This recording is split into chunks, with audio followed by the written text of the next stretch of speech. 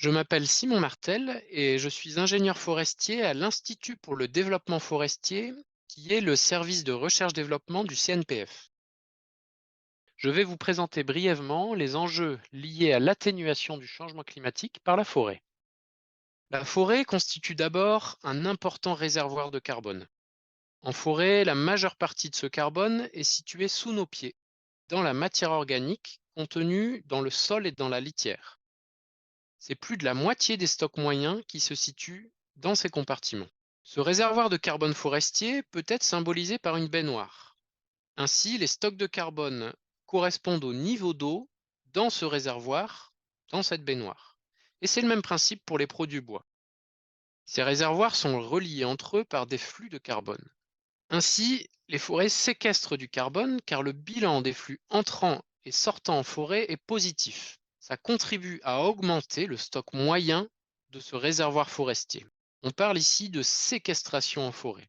Et on considère qu'aujourd'hui, entre 10 et 20% des émissions nationales de gaz à effet de serre sont séquestrées chaque année par les forêts françaises. Les forêts étant majoritairement gérées pour fournir du bois, elles alimentent le réservoir des produits bois. On parle ici du stockage dans les produits bois.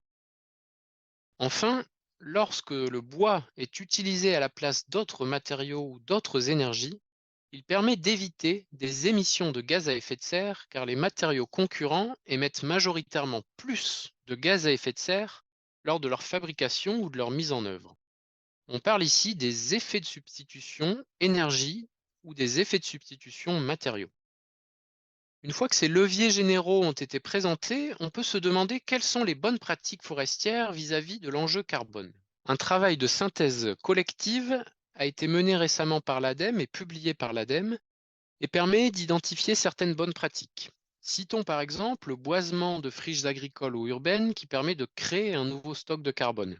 Sur les forêts existantes, la restauration de forêts dégradées permet de reconstituer le pouvoir de séquestration de carbone en forêt.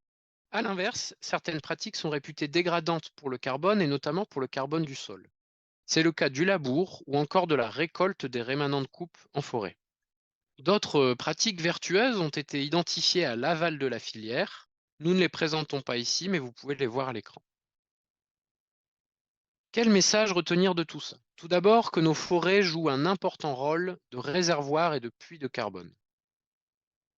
Cette fonction est fragile. Une forêt qui stocke et qui capte du carbone est une forêt en bonne santé, et les événements récents de dépérissement de nos forêts nous ont montré la fragilité de l'écosystème. Le carbone du sol est à protéger particulièrement puisque les dynamiques qui le régissent agissent sur des temps relativement longs.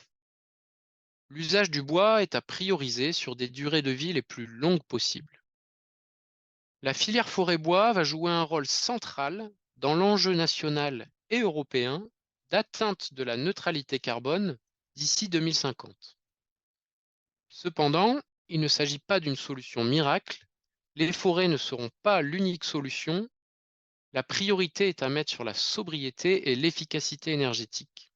Et enfin, même si l'enjeu carbone prend de plus en plus d'importance, il reste à considérer conjointement à toutes les autres fonctions de la forêt.